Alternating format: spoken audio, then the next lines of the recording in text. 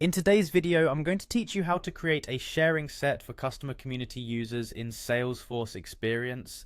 This step-by-step guide will help you streamline access and permissions for those engaging with your customer community. Before we dive in, ensure you're logged into Salesforce and have the necessary administrative access to implement these changes. Let's get started. First up, you'll need to navigate to the Advanced Setup. Look towards the top right corner of your Salesforce main page, where you'll see a gear icon. This icon is your gateway to advanced configurations, so go ahead and click on it, and then choose Advanced Setup from the menu. Once you're in the Advanced Setup, you'll utilize the Quick Find box. This tool is incredibly handy for swiftly locating the settings you need. Type Digital Experiences into the Quick Find box, and from the results, select Settings. This takes you to the crucial settings page where you'll manage various aspects of your community's digital engagement experience. Now that we've reached the settings page, let's move specifically into the sharing set section.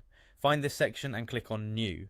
This action will initiate the creation of a new sharing set, which is fundamental for controlling access rights for your community users. The next step involves naming your sharing set. You'll see a field for entering a label. This label is essentially the name of your sharing set, so make sure it clearly reflects the purpose or group it serves. Choose something straightforward and descriptive. Following this, we head to the Select Profiles section.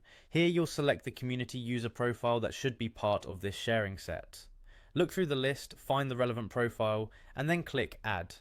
This step is where you determine which community users will be included under the sharing set's rules.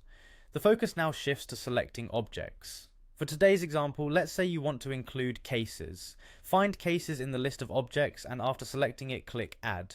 This ensures that the sharing set applies to cases generated within the community. Now we move to the Configure Access section. To do this, click on Setup.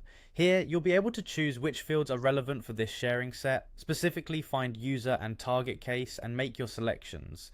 These fields will define the scope of access. Once you've determined the relevant fields, it's time to decide on the level of access you're granting. You'll have the option of read-only or read-write access. Choose the one that fits your community's needs best to maintain the right balance between security and functionality. Finally, wrap up by clicking Save. Confirm that everything looks good, and there you have it. A newly created sharing set ready for your customer community users. This setup enhances user experience by ensuring that the right individuals have the necessary access to perform their roles effectively. Thank you for watching, and I hope this tutorial has been helpful. Don't hesitate to reach out if you have any questions about Salesforce configurations, and be sure to like and subscribe for more insights.